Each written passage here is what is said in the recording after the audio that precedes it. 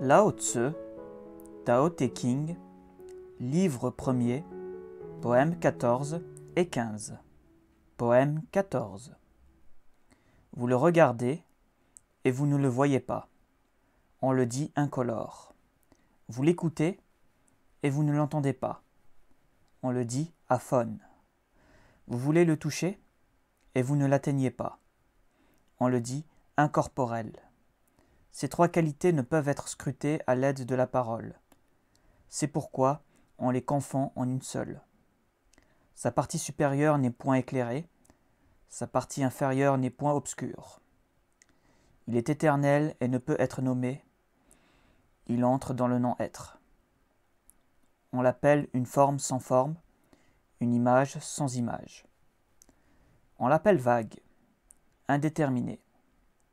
Si vous allez au-devant de lui, vous ne voyez point sa face. Si vous le suivez, vous ne voyez point son dos. C'est en observant le Tao des temps anciens qu'on peut gouverner les existences d'aujourd'hui. Si l'homme peut connaître l'origine des choses anciennes, on dit qu'il tient le fil du Tao. Poème 15. Dans l'Antiquité, ceux qui excellaient à pratiquer le Tao étaient déliés et subtils, abstraits et pénétrants.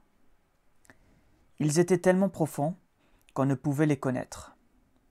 Comme on ne pouvait les connaître, je m'efforcerai de donner une idée. Ils étaient timides comme celui qui traverse un torrent en hiver.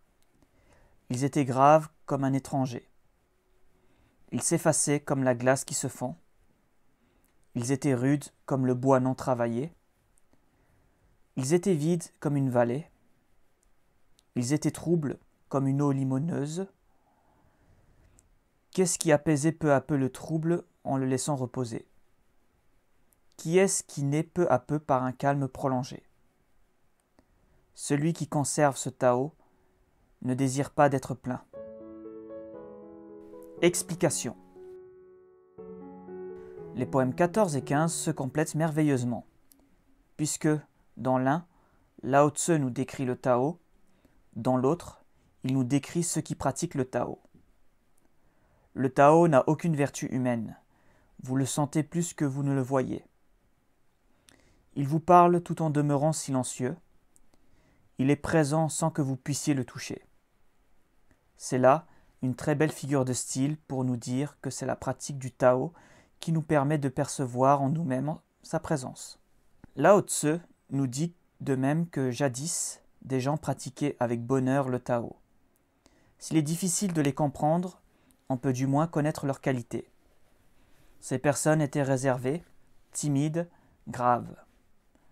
Ils étaient à l'état brut, non corrompus par les futilités, les vains désirs et les idées vaines. Ces hommes et ces femmes savaient reposer leur cœur, savaient rejoindre la spiritualité du Tao par le calme de la sérénité. Lao Tse fait une corrélation entre les vertus du Tao et celles de ceux qui le pratiquent. La lecture de ces deux poèmes ne doit pas nous faire croire que le Tao est Dieu, et que ceux qui le pratiquent des prêtres.